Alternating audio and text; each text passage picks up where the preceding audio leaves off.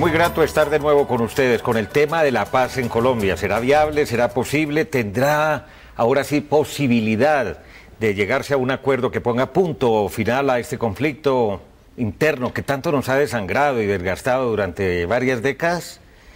Se han destapado las primeras cartas. Oficialmente los negociadores del gobierno del presidente Santos, 10 en total, digámoslo en un lenguaje deportivo, 5 principales, 5 suplentes, unos asesores, no más de 30 personas en total, y también los primeros negociadores oficiales de parte de la guerrilla, alias Iván Márquez, alias Jesús Santrich, y en teoría la sombra de Simón Trinidad, que paga una larga condena por narcotráfico, no por guerrillero, en los Estados Unidos. 8 de octubre se inician las conversaciones en Oslo, Noruega. Ojo, un día después de que han pasado las elecciones en Venezuela. Eso tiene también un significado para que el día de mañana seguramente el gobierno dice que no se me eche la culpa, que favorecí eventualmente una reelección, otra del presidente Chávez, o que favorecí con mi actitud al candidato Capriles. Y dos invitados especiales hoy en Entérate de Caracol Internacional.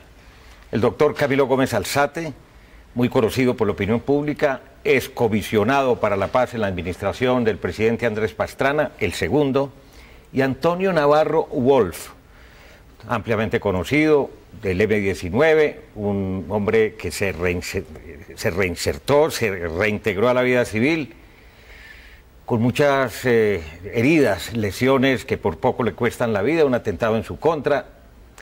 Un hombre que fue alcalde de Pasto, gobernador del departamento de Nariño, secretario de gobierno de la ciudad de Bogotá, constituyente, un demócrata, un hombre que tiene más autoridad que muchos otros para hablar sobre el particular. Bienvenido, doctor Camilo Gómez. Muchas gracias, Darío. Bienvenido, doctor Antonio Navarro. Muy gentil, Darío, por su presentación tan generosa. Muchas gracias. No, señor. A Dios lo que es de Dios y al César lo que es del César. ¿En qué se parecen, en qué se diferencian este proceso y ahora con el ocurrido cuando usted en una segunda etapa fue alto comisionado para la paz? Yo creo que hay circunstancias de este proceso que no existían en el anterior. Cuando empezó el proceso del Caguán teníamos la crisis económica más fuerte del país, teníamos las fuerzas militares en el punto más débil que ha tenido Colombia, teníamos una situación internacional desastrosa, Colombia estaba aislada del mundo por los problemas del proceso 8000 y por el narcotráfico, estamos desertificados. País paria. Éramos un país paria y la guerrilla estaba envalentonada y crecida.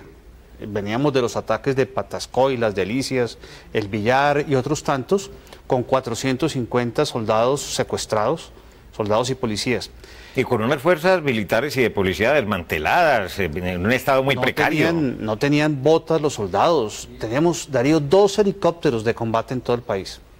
Teníamos en total 10.000 soldados profesionales, de los cuales la mayor parte están cuidando la infraestructura y no podían ir al combate. Y la mayor parte del ejército eran soldados bachilleres que no podían combatir por una decisión de la Corte Constitucional. Se termina el Caguán. Y la situación al terminar el Caguán cambió radicalmente.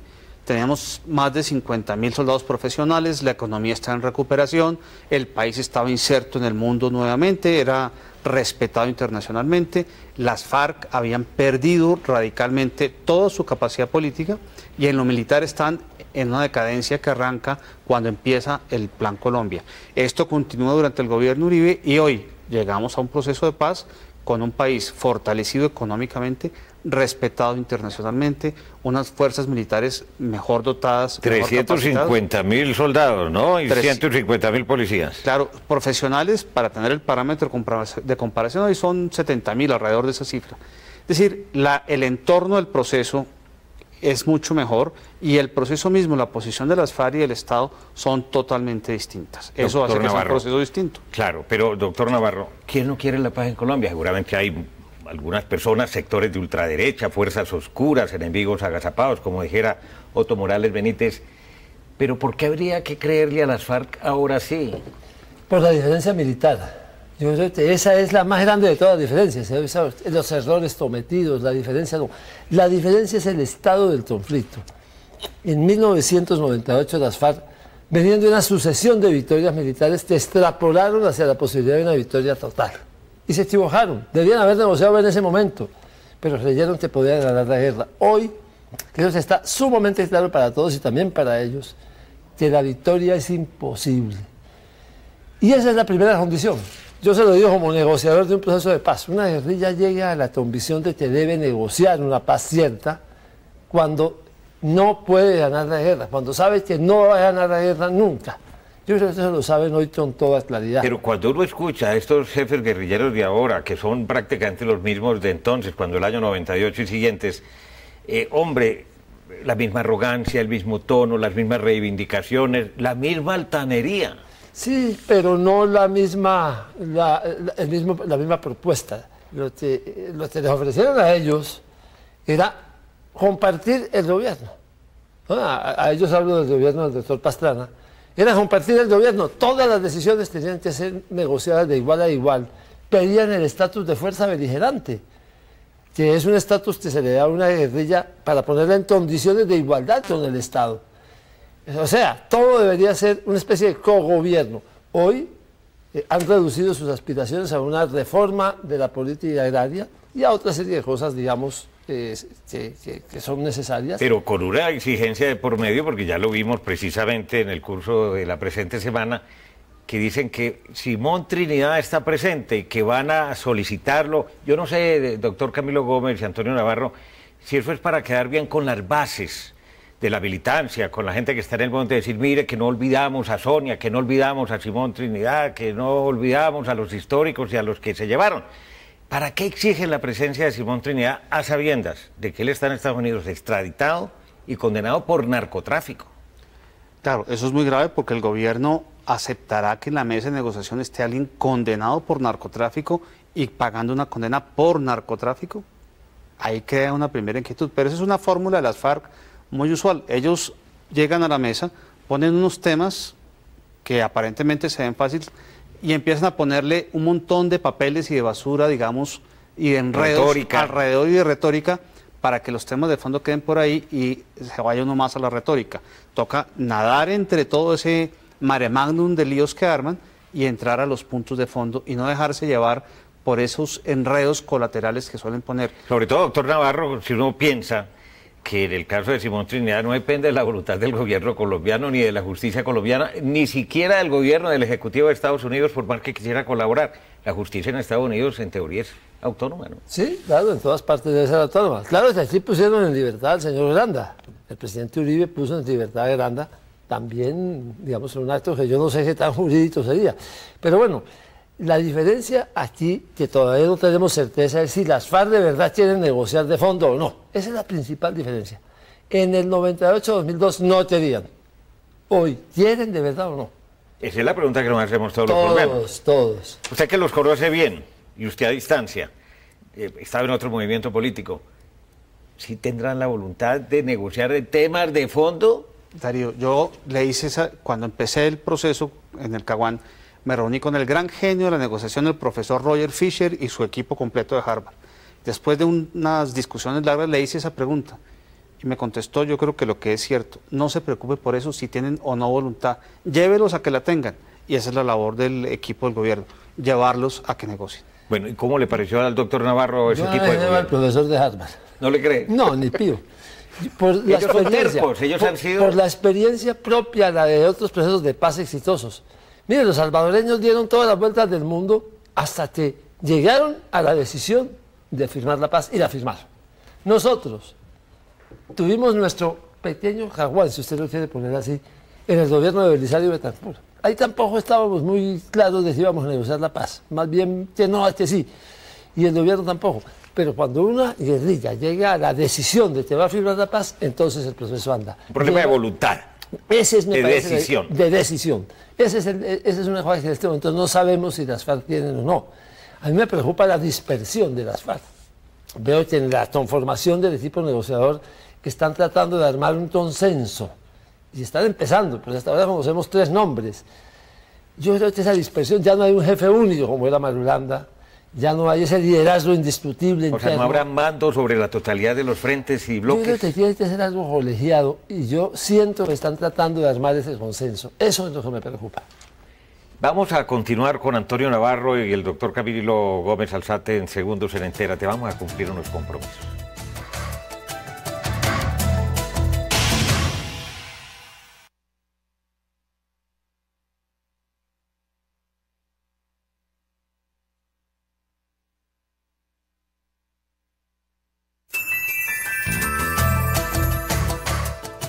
Regresamos en Entérate de Caracol Internacional con Antonio Navarro y Camilo Gómez. El tema de la paz, si esto va para alguna parte o no va para ninguna parte.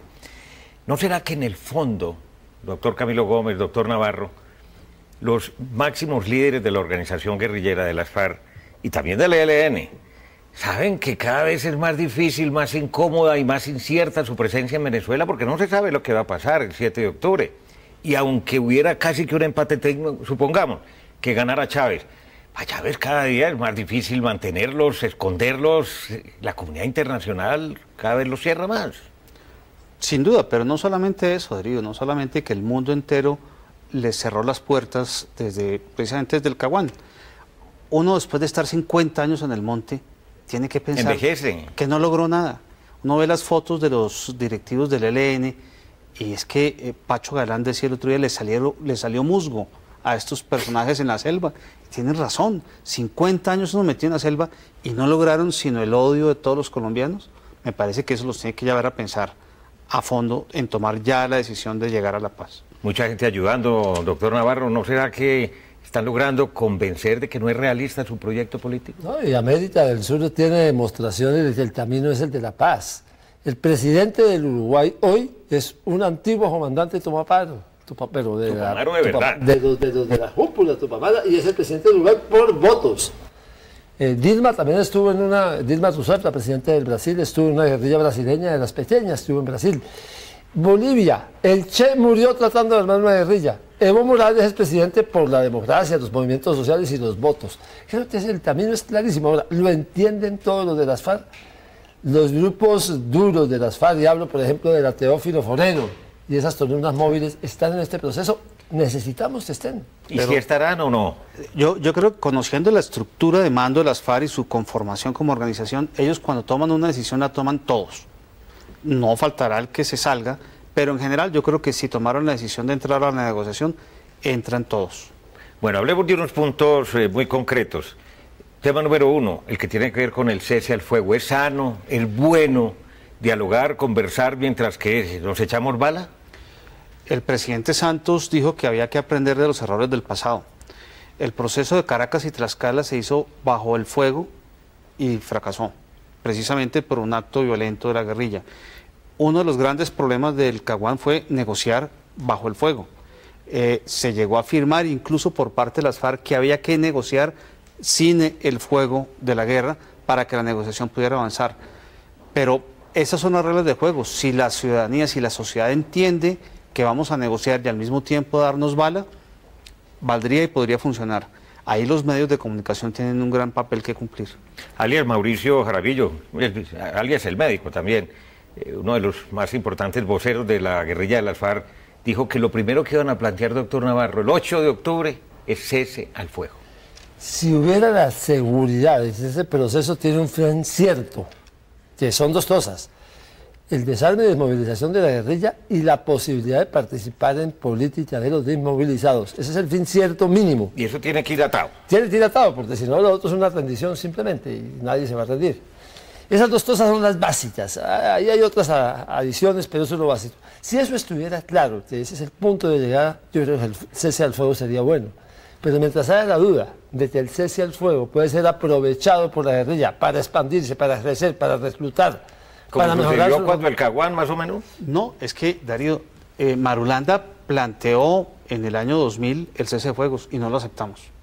Porque el cese de fuegos, sin ubicar a la guerrilla en unos sitios, sin definir qué va a pasar con las otras fuerzas delincuenciales que están narcotráfico, BACRIM, paramilitares, es muy difícil, es un cese de fuegos complejísimo, que implica, entre otras cosas, zonas de ubicación que se llaman zonas de distensión. Y verificación internacional en un país tan complejo y tan largo, grande, extenso. En la selva, con narcotráfico, es muy complejo y claro, logramos conformar con el ejército una propuesta que se discutió. Pero a las FARC, lo que va a presentar las FARC, casi que lo vaticino, es un cese de fuegos que se llama estatua. Todos nos quedamos donde estamos y eso es peligrosísimo. ¿Es peligroso, como dice el doctor Camilo Gómez, quedarse como estatuas ahí donde estamos todos? Mire, nosotros lo hicimos en 1989 y funcionó. Tuvimos una zona de distensión que se dice que no se puede hacer y funcionó, porque había una decisión del M-19 de llegar a la paz. Pero eran más poquitos, estaban más concentrados. Cierto, pero de todas maneras el tema de fondo, yo quiero llegar al tema de fondo. Eso es claro, ¿cómo hace uno para adivinar la mente de nosotros?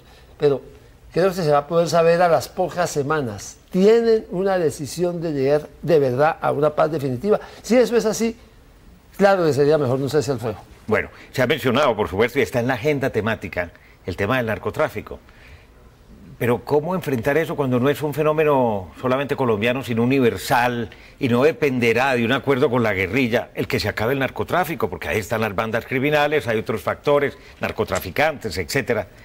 ¿Qué papel juega ahí? Es muy difícil, Darío, porque el gran ganador del conflicto es el narcotráfico. En Río Revuelto, ganancia de pescadores, y el conflicto ayuda a que el narcotráfico saque provecho de todos, de la guerrilla, de los otros grupos, del Albacrim, etcétera. Y es un crimen transnacional. Aquí otra vez volvemos al mismo tema de siempre. Colombia es la víctima, no el victimario en el caso del narcotráfico, y sin ayuda internacional no lo vamos a poder resolver. Bueno, en estos días algunos voceros de la guerrilla, con bastante cinismo, por lo demás, dijeron que ellos no tenían nada que ver con el narcotráfico, jamás han tenido nada que ver con el narcotráfico. Y todos hemos visto campamentos, testimonios, documentos. Por favor, ¿se le puede creer a las FARC? Pura paja, con todo cariño, respeto y claridad. Pero vea, yo sí creo que deberíamos proponernos un avance importante en Colombia en el tema del narcotráfico. Lograr que en un periodo de unos años, no muchos, seamos un país libre de cultivos ilícitos. Lo es Ecuador, lo es Brasil, lo es Venezuela. ¿Por qué no puede llegar a ser Colombia? Lo fue Tailandia, lo fueron otros países del Oriente, en el caso del sustitución de cultivos, fumigaciones, erradicación. Y que las FARC ayuden en ese proceso de sustitución y determinación de Colombia como país productor de hoja de soja. Creo que eso sí deberíamos proponer. Bueno, ¿qué hacer con esos, yo no sé cuántos dejaron ustedes, doctor Camilo Gómez, cuántos guerrilleros? Según Uribe, cuando él terminó, dijo que estaban ya en el fin del fin y que habían quedado completamente casi que liquidados. Pero uno ve, atacan en el Cauca, en Nariño, en Catatumbo, en Arauca, y parecieran todavía miles. No son tan poquitos como el presidente Uribe llegó a decir, tampoco son tantos como siempre se ha pensado, pero es un grupo grande. 10, 12.000. 10, 12.000 hombres, que son muchos hombres. 8.000 tal vez dice la inteligencia militar. 8.000, póngale 12. 8.000, póngale 12. Póngale 12. ¿Qué vamos a hacer con esa gente? Porque los jefes pues van a hacer política o van al exterior y a ONGs, países que lo van a recibir y tal. ¿Y las bases? Yo tengo unas propuestas, pero déjenmelas para el momento en que si me puedo hacer las ahora se me traen a palos. Pero sí creo que sí hay soluciones. ¿Sí hay soluciones? Sí, yo creo que sí. Al menos que yo se reintegre, ideas. Por ejemplo, al ejército, que entren al ejército después de una capacitación. Usted está más o menos tibio, pero yo tengo una propuesta muy bien pensada. Pero no me quiero adelantar. Si uno se empieza a adelantar, lo cogen a palo. ¿Ustedes manejaron alguna, pero a ustedes a palo contra palo? Le dan palo. Doctor Camilo, con todo respeto y cariño. No, yo creo que hay alternativas en el campo agrícola, por ejemplo, de procesos de adaptación a, no sé, tipos de cultivos, fincas, etcétera, con apoyo para los guerrilleros rasos. Pensemos que hay unos altos índices de analfabetismo que son en la mayoría de origen campesino, que no podemos inventarnos traerlos a las ciudades porque no son de las ciudades. Hay que buscar fórmulas de esas. Yo no creería que sea tampoco tan sano pensar en vincularlos al ejército. Ese es un tema, hay odios, venganzas, distintas formaciones. Yo creo que eso es más complejo, pero estoy de acuerdo con Antonio. Esperemos que evolucione el proceso, a ver cómo va pasando todo, porque es fácil inventarse teorías y predecir cosas que no sabemos cómo se van a desarrollar, y creo que hay que dejar que el gobierno y la guerrilla avancen con prudencia y después ir haciendo... ¿Cómo garantizarles la vida a los que realmente se vayan a reintegrar y evitar la matazón que hubo cuando la Unión Patriótica? Creo que eso ya está, digamos, el país ha aprendido cómo garantizar la vida de la gente amenazada, ¿no? Escoltas y... O sea, para usted no hay problema, no es el problema, no. Yo creo que no, es decir, esa idea de que todo el que firma la paz lo matan, se demostró con el M-19 que no es verdad. Ni siquiera a Carlos Pizarro lo mataron por haber firmado la paz. Lo mataron por ser candidato presidencial en un momento en que el cartel de Medellín decidió matar a los candidatos presidenciales. Y mató a Galán, y mató a Jaramillo, y mató a Pizarro, y hubiera matado más si hubiera podido. Estaba desestabilizando la democracia. Pero no es verdad, nosotros nos han respetado la vida y no es cierto que el que se desmoviliza lo mata. Doctor Camilo, hay mucho temor en algunos círculos porque en Colombia la experiencia indica de que cada que se inicia un proceso de paz o hay aproximaciones y tal, hay un magnicidio, explotan carros bombas, no siempre colocados por la guerrilla. Hay unos enemigos que no quieren vendedores de armas, comisionistas en varias instituciones, mucha gente que no quiere que eso se organice. A mucha gente le da susto la paz, y eso es cierto, tanto de la extrema derecha como de la extrema izquierda. Aquí no sabemos de dónde vienen las balas, y el mismo narcotráfico, que es el gran perdedor en caso de un proceso de paz. Hay que ser cuidadosos, y yo creo que la sociedad tiene que tener claro que si pasa un hecho de estos, no necesariamente tiene que romperse un proceso de paz.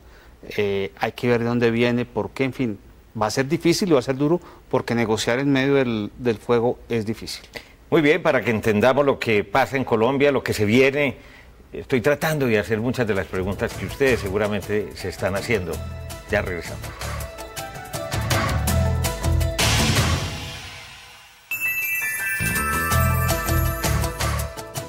Entérate con Camilo Gómez Alzate, es alto comisionado para la paz en la administración del presidente Pastrana, y Antonio Navarro Wolf. El nombre hoy es el vocero del movimiento político progresistas guerrillero del M-19. Me llamó mucho la atención, doctor Camilo, lo que dijo a Caracol Radio el expresidente Pastrana esta semana, que no entendía el nombramiento del general Mora Rangel, porque había sido uno de los principales enemigos del proceso de paz. Él saboteaba. ¿Qué fue lo que hizo que Pastrana estuviera tan molesto y extrañado de que lo hubieran metido en la comisión de negociadores del gobierno? El general Mora estuvo como comandante del ejército durante todo el proceso. Tuvimos diferencias, yo creo que eso no es ningún misterio. Darío, hablaba permanentemente con los militares, sobre todo con el general Fernando Tapias, comandante general. Pero uno se extrañaba, por ejemplo, de ver filtraciones, cosas aquí, cosas allá, que me parece que no eran sanas, no ayudaban. ¿Y están seguros de que fue él? Yo me extrañaba de ver todas esas cosas. ¿Y eso torpedeó la paz? Y claro, y uno oye las declaraciones del general Mora después, a posteriori, ya siendo retirado incluso, y no se lo imagina negociando la paz. ¿Pero no será que Santos lo escogió por duro? Y que él tiene una enorme aceptación entre los altos oficiales, generales, almirantes. Puede que la tenga. Y acuérdese que en la mesa del Caguán estuvo un general retirado, el general Forero Delgadillo, que fue comandante general de las fuerzas militares. El gobierno sabrá cómo manejar el tema del general Mora en la mesa, pero que puede ser una piedra en el zapato, sí lo puede llegar a ser. También han salido cargos y declaraciones judiciales en estos días indicándolo de haber tenido alianzas con grupos paramilitares. ¿Ustedes saben algo de eso? Algo salió ayer por declaraciones de don Berna, si no estoy mal, en el caso de Jaime Garzón. Yo creo que la justicia colombiana será la que investigue a fondo ese tema. Doctor Navarro, es bueno que en la mesa haya dos generales como Naranjo y como Mora Rangel. ¿Le gusta esa comisión negociadora para enfrentar una guerrilla que viene envalentonada? Esa es una comisión negociadora de lujo, por supuesto. Es una comisión negociadora muy difícil de encontrarle lado malo. Fíjese usted que es raro. Yo aquí voy a defender al general Mora, para que vea usted cómo es la vida.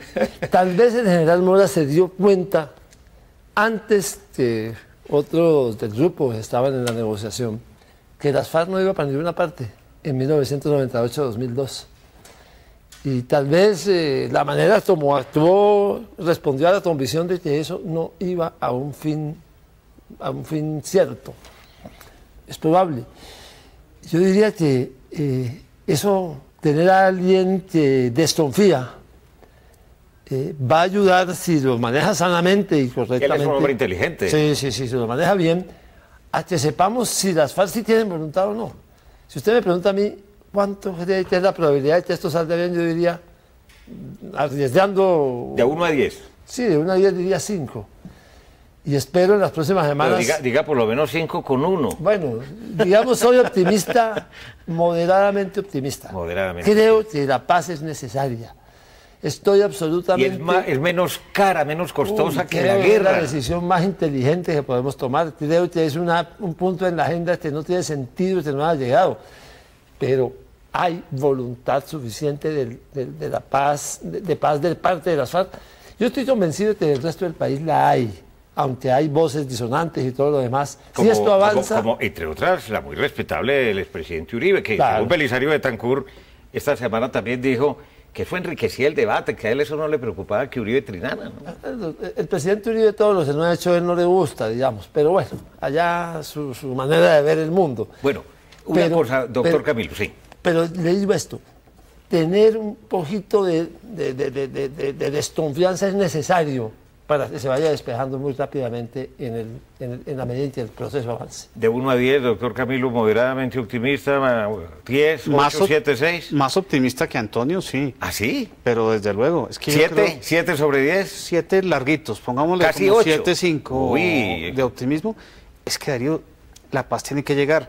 No hay paz mala ni guerra buena. Eso es Y todas clarísimo. llegan con una solución política. Claro, Bien. difícil, un camino complicado, que muchos van a atacar. Lo que no creo que sea lógico es apostarle al fracaso desde antes de que empiece. Es tener bajas expectativas, no es apostar al No, fracaso. no por Antonio. Es por no creer- caso, por el caso del presidente Uribe. Es no creer que la paz es el resultado simplemente de un deseo, de una necesidad. Es el resultado de una posición Y de una decisión negociación. de la contraparte.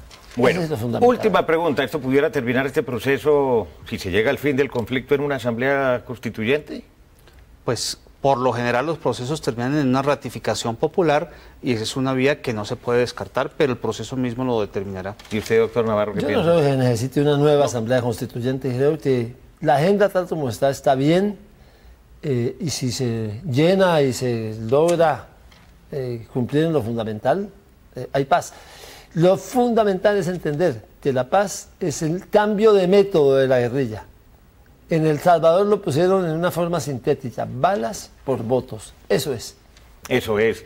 Bueno, no es fácil, pero hay que intentarlo por nuestros hijos, por nuestros nietos, por la dignidad. Una paz con justicia social, sin duda. Puntos de vista, muchos complementarios, unas pequeñas diferencias y apreciaciones entre lo que piensa Antonio Navarro y Camilo Gómez en lo referente a la posibilidad de éxito de este proceso que felizmente empieza el 8 de octubre en Noruega. Muchas gracias, señores. Muchas gracias. Muchas gracias, Darío. Ustedes pueden seguirnos en Twitter a través de nuestra cuenta @entératecaracol. También pueden escribirnos a través del correo electrónico entérate@caracoltv.com.co y visiten nuestra página web www.noticiascaracol.com/entérate. Allí podrá acceder a todos nuestros capítulos completos. Como siempre, los espero la próxima semana.